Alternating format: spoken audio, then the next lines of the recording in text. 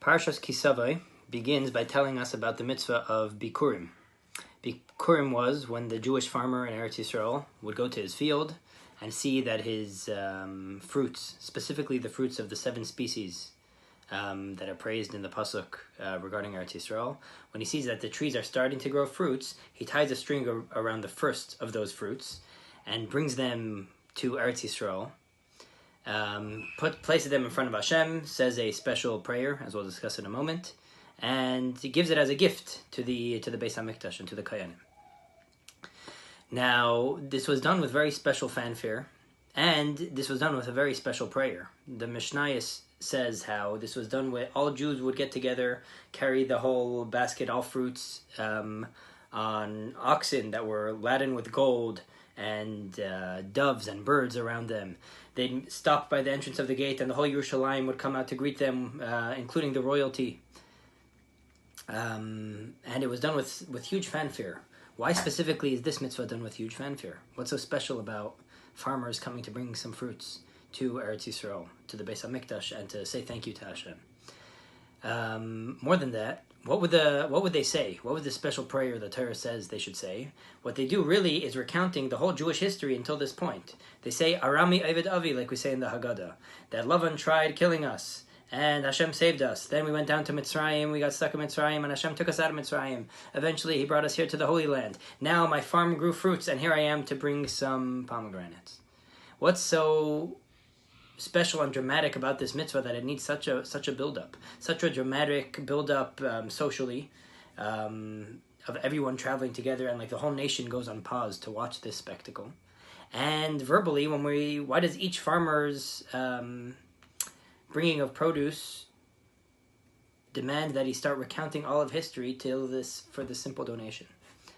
And the explanation, beautiful explanation the Rebbe gives to this is that bikurim is not just about a Jew acknowledging and thanking Hashem.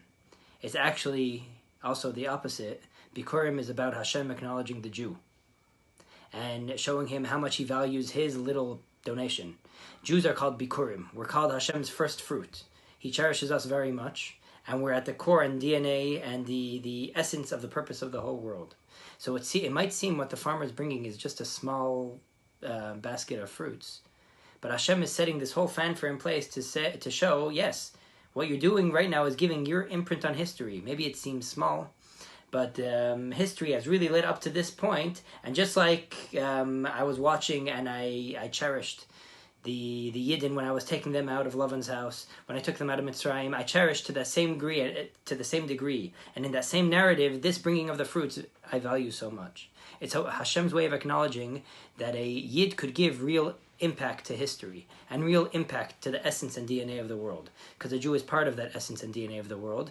And at such a level, what seems small and incremental is really essential. A small incremental change in DNA of a human being could cause the biggest sicknesses and could cause him to become an animal or a fruit or vegetable. When you're dealing with essence, small shifts and small differences make a huge impact. And that's exactly what Hashem is trying to prove with this mitzvah. There's a beautiful story, I forget the details, but in one of the crises in Eretz Yisrael, maybe by one of the wars, the Rebbe was going out with different mitzvah campaigns, and many Israeli officials were coming to meet with the Rebbe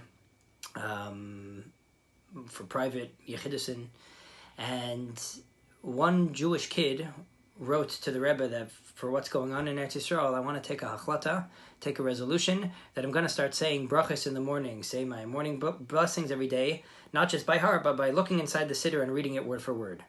And this kid got a answer back from the Rebbe quickly, saying, Kemayim karim al nefesh ayefa, how this resolution for me is like cold water on a thirsty soul. Cold, fresh water on a thirsty soul. You've quenched my thirst.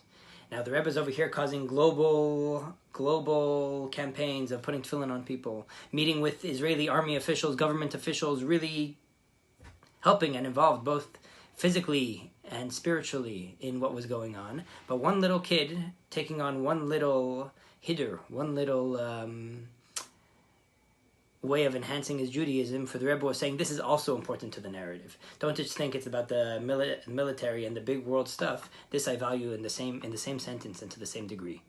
And the more we realize this, the more meaning and power we add to our Judaism by realizing that nothing we do is small, and everything we do adds a real impact to the story of history and to shaping the world to what it's meant to be. Have a great Shabbos.